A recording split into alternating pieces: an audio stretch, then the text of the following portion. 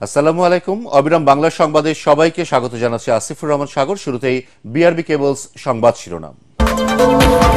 নারী নিপীড়নের প্রতিবাদে উত্তাল ঢাকা সহ দেশের বিভিন্ন বিশ্ববিদ্যালয়।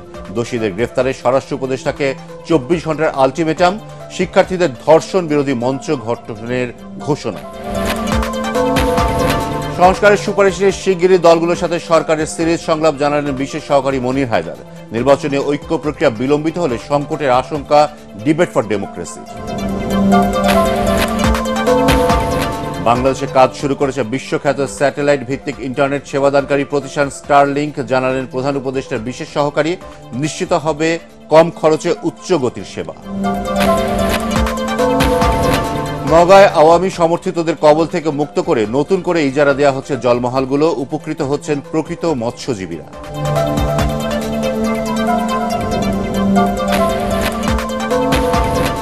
এবং ঠাকুরগাঁয়ে পরচুলা তৈরি করে নারীদের স্বাবলম্বী করে গড়ে তুলছেন উদ্যোক্তা কণিকা বেগম। সৃষ্টি হয়েছে আয়ের নতুন পথ।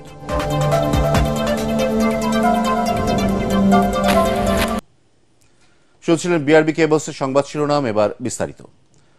ধর্ষণ ও নারী নিপীড়নের দ্রুত বিচার নিশ্চিতের দাবিতে রাতে উত্তাল হয়ে ওঠে ঢাকা বিশ্ববিদ্যালয় ক্যাম্পাস। হল ছেড়ে শিক্ষার্থীরা রাস্তায় নেমে আসে।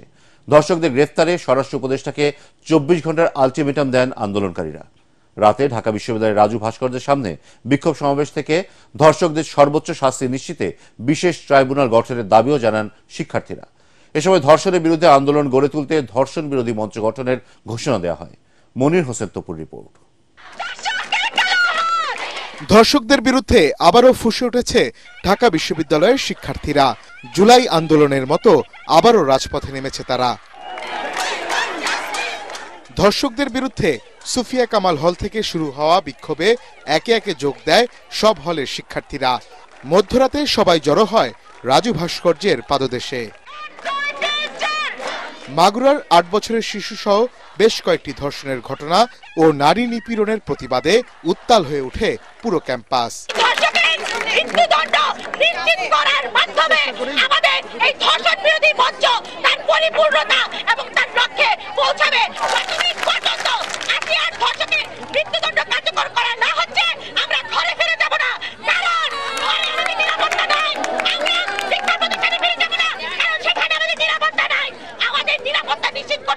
এই ছোট বাচ্চাটার উপর যে নিপীড়ন হয়েছে, আমরা কোনোভাবেই ঢাকা বিশ্ববিদ্যালয়ের শিক্ষার্থীরা এই নিপীড়ন মেনে নিতে পারি না এবং ইন্টারিম গভর্নমেন্টকে অবশ্যই সতর্ক থাকতে হবে যে ছাত্ররা এখনো পর্যন্ত জেগে আছে, ছাত্ররা ঘরে ফিরে যায় নাই।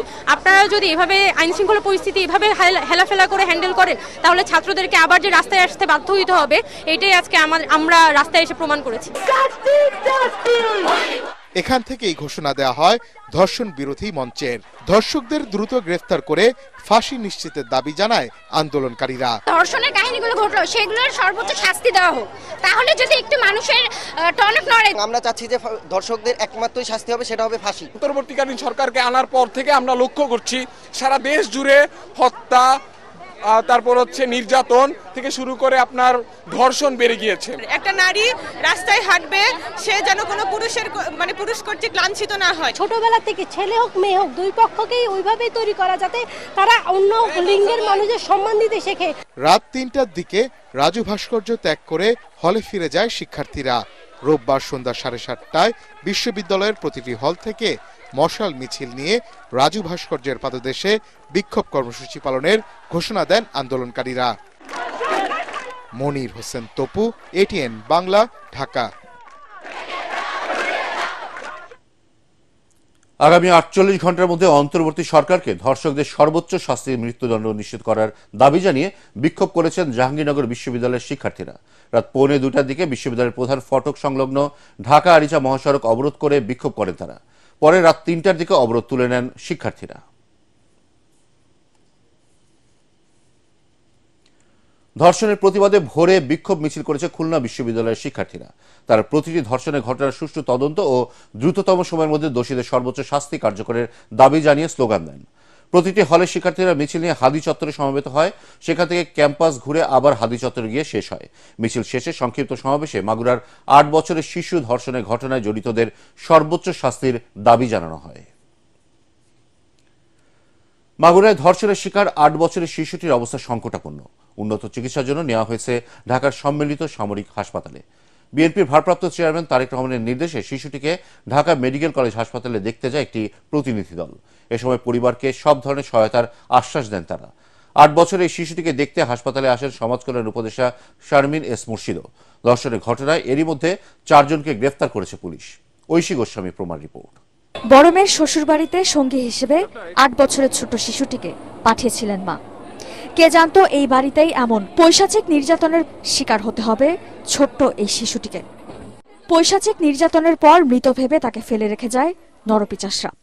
ঘটনা জানাজানি হলে প্রথমে সদর হাসপাতালে নিয়ে যাওয়া হলে ডাক্তারদের পরামর্শে উন্নত চিকিৎসার জন্য তাকে ঢাকা মেডিকেল কলেজ হাসপাতালে আনা হয়। ধর্ষণের বিচারের দাবিতে কয়েক দফা বিক্ষোভ করে বিক্ষুব্ধ জনতাও।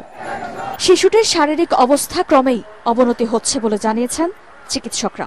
পাশবিক নির্যাতনের ফলে আসলে তার যেটুকু ইনজুরি হয়েছে, কিছু ইনজুরি আছে তার পেরিনিয়াল রিজিয়নে, কিন্তু মেইন সমস্যাটা তার গলায়। সে যে স্টেজে চলে গিয়েছে, মানে আমরা আসলে স্পেসিফিক্যালি এখন বলতে পারছি না। আমি ডাক্তারদের সাথে কথা বলেছি এ ব্যাপারে, ওনারা খুব বেশি আশাবাদী না।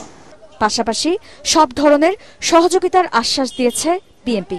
8 বছরের শিশুকন্যা লড়াই করছে মৃত্যুর সাথে। তার মায়ের আহাজারিতে ভারী হয়ে উঠেছে হাসপাতালের পরিবেশ। তারেক যে আছে আমার সাথে ফোনে বলছে, যখন যা লাগে তখন তাই সাথে বলছে। আর আমি হলো ডিপার্টমেন্টের কাছে একটাই দাবি চাচ্ছি যে আমার মনে যে শাস্তি দিয়ে এই জঘন্য কাজ করেছে, এই শাস্তির বিচার চাই। আমার কথা যে তাকে একবারে ফাঁসি দিয়ে দিক। পুরোটা তো দেখেন নেই যে তার ক্ষত বিক্ষত যে কতগুলো ব্লেডে আঘাত করেছে, তার দেহের মতো ভাষা আমার কোয়ার কায়দা নেই। তার কন্যার মতো অন্য কাউকেই যেন এমন পৈশাচিক নির্যাতনের শিকার না হতে হয়, এমন দাবি তার। ঐশী গোস্বামী প্রমা, এটিএন বাংলা, ঢাকা। সংস্কার কমিশনের সুপারিশ নিয়ে শিগগিরই রাজনৈতিক দলগুলোর সাথে সরকার সিরিজ সংলাপ করবে বলে জানিয়েছেন প্রধান উপদেষ্টার বিশেষ সহকারী ও সিনিয়র সাংবাদিক মনির হায়দার। এটিএন বাংলার স্টুডিওতে ইস্পাহানী মির্জাপুর শুভরাত্রি অনুষ্ঠানে তিনি একথা বলেন। এ সময় ডিবেট ফর ডেমোক্রেসির চেয়ারম্যান হাসান আহমেদ চৌধুরী কিরণ বলেন, রাজনৈতিক দলগুলোর মধ্যে জাতীয় নির্বাচনীয় ঐক্য প্রক্রিয়া বিলম্বিত হলে সংকটে মুখোমুখি হতে পারে দেশ। মনির হোসেন তপুর আরেকটি রিপোর্ট।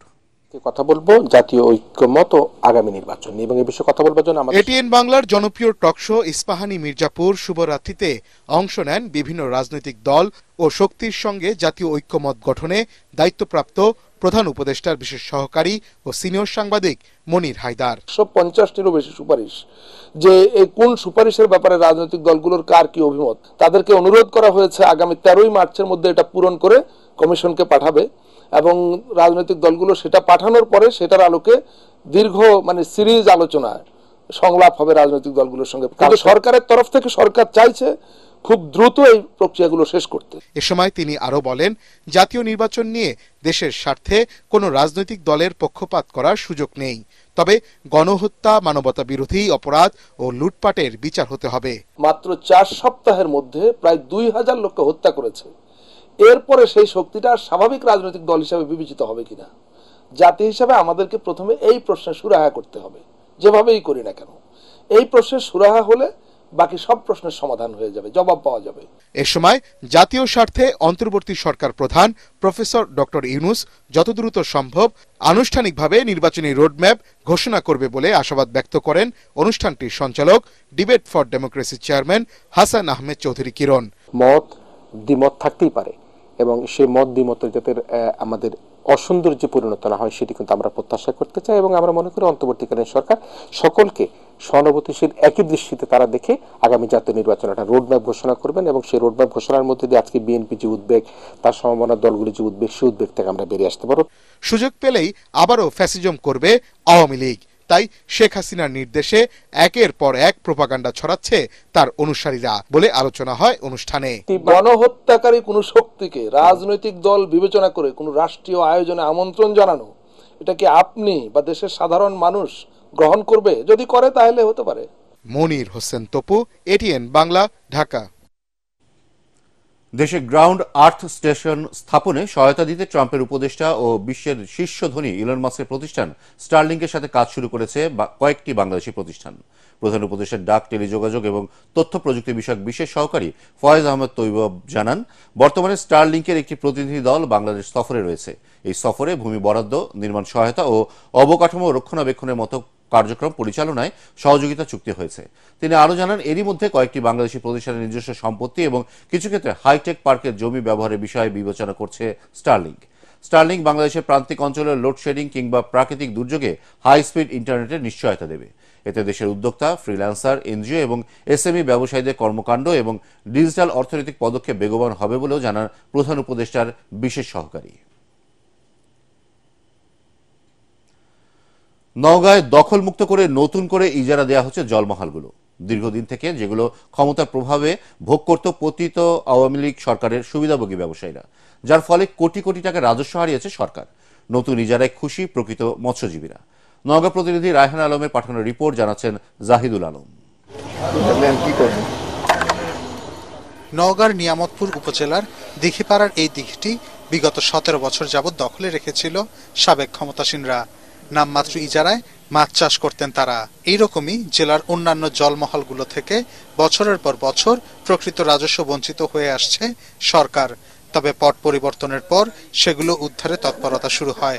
এরপর থেকেই প্রকৃত মৎস্যজীবীরা ন্যায্য মূল্যে লিজ পাচ্ছেন এসব জলমহল। মৎস্যজীবীরা ধরলেন, এর আগে আমরা পুকুরে পাইতাম না ঠিকভাবে, কিন্তু এখন আমরা পাবো। 2500 পুকুরের ভিতরে আপনার হয়তো বা 200-250 পুকুর লিজ হতো, আর বাদ বাকি পুকুরটা অবৈধভাবে খাচ্ছিল সব। আমরা নিজেদের মতো করে এখন পুকুরটা চাষ করতে পারছি।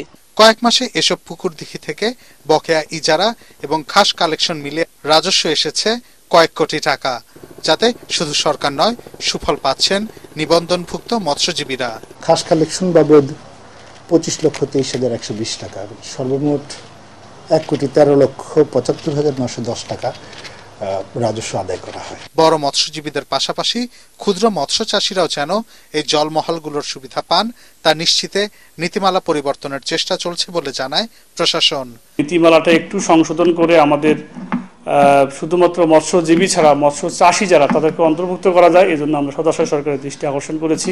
তবে জলমহলের সুবিধা যেন শুধু নিবন্ধিত মৎস্যজীবীদের মধ্যে আটকে না থাকে তা তদারকিতে সংশ্লিষ্টদের নজরদারির আহ্বান সাধারণ মৎস্যজীবীদের। Bureau report, ATN Bangla. পরচুলা তৈরি করে স্বাবলম্বী হয়েছেন ঠাকুরগাঁয়ের কয়েকশো নারী। এসব নারীকে পথ দেখিয়েছেন কঠোর পরিশ্রমী ও আত্মপ্রত্যয়ী কণিকা বেগম। নিজের সাথে সাথে গ্রামে 3 শতাধিক নারীর উপার্জনের পথও তৈরি করেছেন তিনি। এতে পাল্টে যাচ্ছে গ্রামের দৃশ্যপট। তাদের উৎপাদিত পণ্য সরাসরি বিদেশে রপ্তানির সুযোগ পেলে এই উদ্যোগ আরও বাড়ানো সম্ভব বলে মনে করেন কণিকা বেগম। ঠাকুরগাঁও থেকে ফিরোজ আমিন সরকারের পাঠানো রিপোর্ট জানাচ্ছেন আনন্দ সিনরি।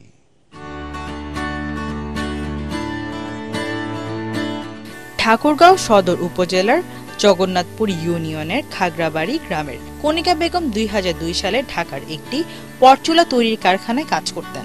সেখানে কাজ শিখে 2012 সালে নিজ গ্রামে এসে এলাকার 50 জন নারী কর্মী নিয়ে পরচুলা তৈরির কাজ শুরু করেন। 13 বছর পর তার নারী কর্মীর সংখ্যা প্রায় 3 শতাধিক। একজন নারী সংসারের কাজ শেষে বাড়তি আয়ের জন্য একটি পরচুলা তৈরি করতে আকার ভেদে 5 থেকে 10 দিন পর্যন্ত সময় লাগে। এ থেকে মাস শেষে 5 থেকে 7,000 টাকা পর্যন্ত বাড়তি আয় করছেন তারা।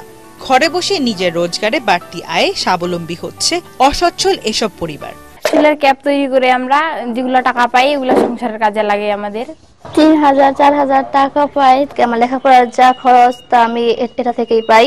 নারী উদ্যোক্তা উৎপাদিত পরচুলা বিদেশে রপ্তানির সুযোগের পাশাপাশি স্থানীয় প্রশাসনের সার্বিক সহযোগিতা চাইলে উপজেলা প্রশাসনের কর্মকর্তাও সব ধরনের সহায়তার আশ্বাস দেন। 2002 সাল থেকে 20-22 বছর ধরে আছে আমি বাহিরের দেশে এটা সরাসরি দিতে পারতাম, তাহলে ওরকম সুযোগ সুবিধা পাইলে আমার উপকার হতো আর আমার গ্রামের লোকগুলা উপকার হতো। উনি ব্যক্তি পর্যায়ে একটা উদ্যোক্তা হিসেবে যে এত বড় একটা কর্মযজ্ঞ উনি করতেছেন এবং আত্মকর্মসংস্থান বিশেষ করে নারীদের ক্ষেত্রে এটা অবশ্যই প্রশংসার দাবিদার। এবং প্রান্তিক লেভেলে যারা আছেন আরো বেশি ঋণ সুবিধা দেওয়া যায়, তাদের প্রোডাক্ট যাতে শহর এলাকায় বা দেশের বাইরে এক্সপোর্ট করা যায়, এগুলো ফ্যাসিলিটেট করার জন্য সরকারের বিভিন্ন সরকারি দপ্তরে এটা নিয়ে কাজ করে। চুল থেকে মাথার ক্যাপ, পরচুলা, খোপা, দাড়ি সহ বিভিন্ন উপকরণ তৈরি হচ্ছে।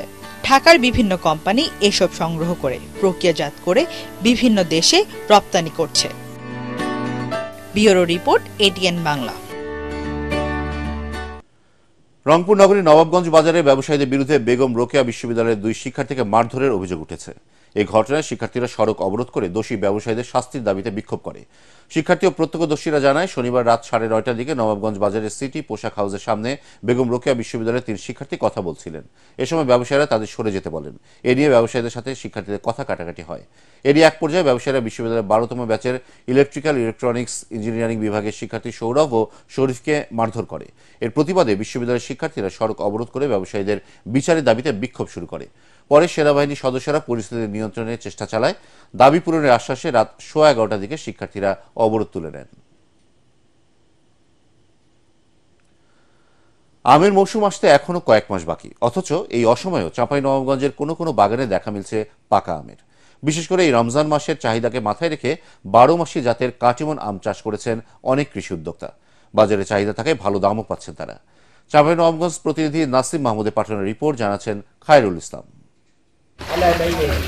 পাতা ও মুকুলের ফাঁকে থোকায় থোকায় ঝুলছে পরিপক্ক আম। আম ও মুকুলের ভারে যেন নুয়ে পড়েছে গাছের ডাল। এই দৃশ্য চাঁপাইনবাবগঞ্জের বরেন্দ্র অঞ্চল নাচলে কৃষি উদ্যোক্তা রুবেল হকের 12 মাসি জাতের কাটিমন আম বাগানের। এবার প্রায় 25 লাখ টাকার আম বিক্রি হবে এবং সব খরচ বাদে 15 লাখ টাকা লাভের আশা করছেন তিনি। ইউটিউবে 12 মাসি কাটিমন আম চাষ দেখে উদ্বুদ্ধ হন রুবেল হক। 3 বছর আগে প্রায় 20 বিঘা জমিতে গড়ে তুলেন কাটিমন আম বাগান। বর্তমানে তার বাগানে প্রায় 250 মণ আম রয়েছে। এরই মধ্যে আম বিক্রি শুরু করেছেন তিনি।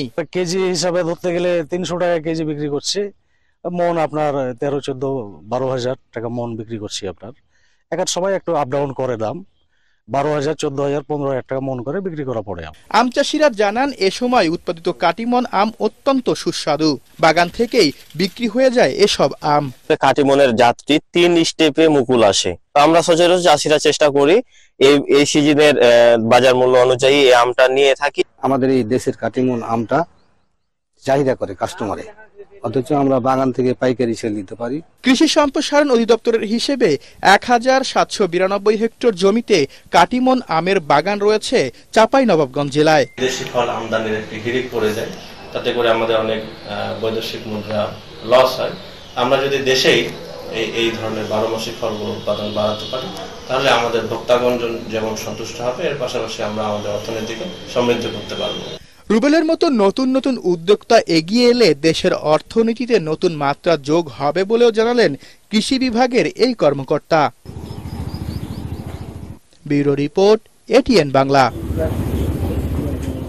যশোরের আদ্দিন সকিনা মেডিকেল কলেজ হাসপাতালে এক নারী 4 নবজাতকে জন্ম দিয়েছেন। বৃহস্পতিবার সিজারিয়ান অপারেশনের মাধ্যমে এই 4 সন্তান জন্ম দেন তিনি।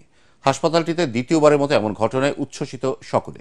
যশোর থেকে তামান্না ফারজানার রিপোর্ট, জানাচ্ছেন জাহিদুল আলম। যশোরে একসঙ্গে 4 সন্তানের জন্ম দিয়েছেন এক মা।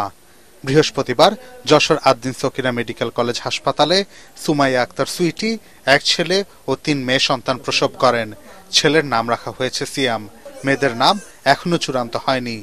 একসঙ্গে 4 সন্তানের জন্ম নেয় খুশি মোদাসের আলী ও সুমাইয়া আক্তার সুইটি দম্পতি। টুইন বের করার পরে বলছে ডাক্তারে যে আরেকটাও রয়েছে মনে হচ্ছে, এরকম একটা ব্যাপার। পরে আরেকটা বের করার পরে বলছে আরেকটাও আছে। আল্লাহ সাহায্য করবে, আমার যা সামর্থ্য আছে আমি চেষ্টা করবো আমার সন্তানদের ভালোভাবে মানুষ করার। হাসপাতালের উপপরিচালক ডাক্তার শিলা পোদ্দারের তত্ত্বাবধানে সিজার শেষে নবজাতকরা এখন শিশু বিশেষজ্ঞ মশিউল হাসনাতের তত্ত্বাবধানে চিকিৎসাধীন রয়েছেন। সিজার করার পরে দেখা গেল যে একটা ছেলে এবং 3টে মেয়ে। আল্লাহর একটি লাখ লাখ শুকরিয়া যে মা এবং তাদের পরিবার খুবই খুশি। বর্তমানে মা এবং বাচ্চা দুইজনেই ভালো আছে। এদিকে একসাথে 4 নবজাতকের জন্মের কথা শুনে তাদের দেখতে ভিড় করছেন উৎসাহী অনেকেই। Bureau report, ATN Bangla. এবারে জানিয়ে দেব প্রবাসের খবর।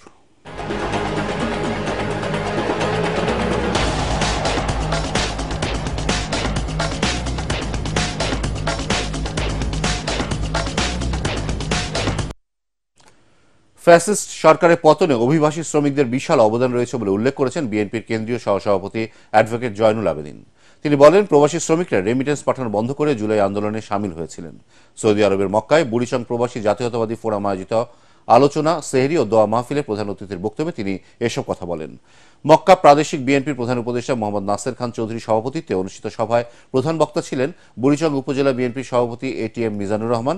বিশেষ অতিথি ছিলেন মক্কা প্রাদেশিক বিএনপির সভাপতি আবুল কালাম আজাদ সহ অন্যান্যরা।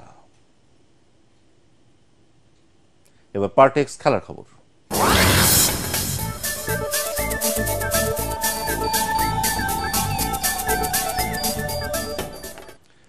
আগেরবার চ্যাম্পিয়ন্স ট্রফির ফাইনালে উঠেও শিরোপা জিততে পারেনি ভারত। এবারের ফাইনালটি হলো ভারতের জন্য এক যুগের শিরোপা খরা কাটানো। তবে নিউজিল্যান্ডের অপেক্ষাটা আরও দীর্ঘ। 25 বছর আগে সৌরভ গাঙ্গুলি ভারতকে হারিয়ে প্রথম চ্যাম্পিয়ন্স ট্রফি জিতেছিল কিউইরা। এবার তাই মরু শহরে ফাইনালের উত্তাপটা ভালোই পাচ্ছেন দুই দলের ক্রিকেটাররা। তবে অস্ট্রেলিয়া, পাকিস্তান, নিউজিল্যান্ড ও বাংলাদেশকে হারিয়ে শিরোপা জয়ের পথে এগিয়েই আছে রোহিত শর্মারা। কিন্তু আইসিসি টুর্নামেন্টে কিউইদের বিপক্ষে ভারতের রেকর্ড খুব একটা ভালো নয়। এদিকে হাইব্রিড মডেলের ফাঁদে পড়ে নাজেহাল অবস্থা কিউইদের। রাওয়ালপিন্ডি থেকে দুবাই, দুবাই থেকে লাহোর, লাহোর থেকে আবার দুবাই জার্নি করে ক্লান্ত মিচেল স্যান্টনার কোম্পানি। যাই হোক, মরুর দেশে উপভোগ্য এক মহারণ দেখার অপেক্ষায় আছে ক্রিকেট বিশ্ব। দুবাই আন্তর্জাতিক ক্রিকেট স্টেডিয়ামে খেলাটি শুরু হবে বাংলাদেশ সময় বেলা 3টায়। শুরুতে পিছিয়ে থেকেও মোহাম্মদ সালাহর জোড়া পেনাল্টি গোলে সাউদাম্পটনকে 3-1 গোলে পরাজিত করে ইংলিশ প্রিমিয়ার লিগের শিরোপা জয়ের আরও কাছে চলে এলো লিভারপুল। 29 ম্যাচে 70 পয়েন্ট নিয়ে দ্বিতীয় স্থানের দল আর্সেনালের সাথে পয়েন্টের ব্যবধান 16 বাড়িয়েছে আর্নি স্লটের দল। লিভারপুলের মাঠ এনফিল্ডে প্রথমার্ধে খেলার ইনজুরি টাইমে উইল স্মলবোর্নের গোলে লিড নেয় সাউদাম্পটন। খেলার 51 মিনিটে ডারউইন নুনেজ ম্যাচে 1-1 সমতা ফেরান। 55 মিনিটে পেনাল্টি করে লিভারপুলকে 2-1 এগিয়ে দেন মোহাম্মদ সালাহ। 88 মিনিটে আবারও স্পট কিকে দলের হয়ে 3-1 ব্যবধানের জয় নিশ্চিত করেন মিশরীয় তারকা। এতে 27 গোল করে সর্বোচ্চ গোলদাতার তালিকায় শীর্ষে উঠলেন মোহাম্মদ সালাহ। অন্য ম্যাচে ম্যানচেস্টার সিটিকে 1-0 গোলে হারিয়েছে নটিংহ্যাম ফরেস্ট। শেষ করার আগে বিআরবি কেবলসের সংবাদ শিরোনাম আরও একবার। নারী নিপীড়নের প্রতিবাদে উত্তাল ঢাকা সহ দেশের বিভিন্ন বিশ্ববিদ্যালয়ে দোষীদের গ্রেফতারে স্বরাষ্ট্র উপদেষ্টাকে 24 ঘন্টার আলটিমেটাম। শিক্ষার্থীদের ধর্ষণ বিরোধী মঞ্চ গঠনের ঘোষণা। সংস্কারের সুপারিশ নিয়ে শিগগিরই দলগুলোর সাথে সরকারের সিরিজ সংলাপ, জানালেন বিশেষ সহকারী মনির হায়দার। নির্বাচনী ঐক্য প্রক্রিয়া বিলম্বিত হলে সংকটের আশঙ্কা ডিবেট ফর ডেমোক্রেসি। বাংলাদেশে কাজ শুরু করেছে বিশ্বখ্যাত স্যাটেলাইট ভিত্তিক ইন্টারনেট সেবাদানকারী প্রতিষ্ঠান স্টারলিংক, জানালেন প্রধান উপদেষ্টার বিশেষ সহকারী। নিশ্চিত হবে কম খরচে উচ্চ গতির সেবা। নওগাঁয় আওয়ামী সমর্থিতদের কবল থেকে মুক্ত করে নতুন করে ইজারা দেওয়া হচ্ছে জলমহালগুলো। উপকৃত হচ্ছেন প্রকৃত মৎস্যজীবীরা।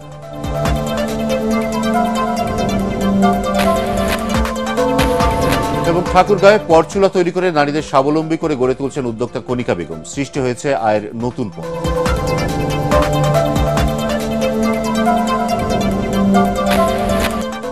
পরবর্তী সংবাদ দেখার আমন্ত্রণ জানিয়ে এখনকার মতো শেষ করছি। ATN বাংলা সংবাদ ইউটিউবে দেখতে ব্রাউজ করুন youtube/ATN বাংলা নিউজ।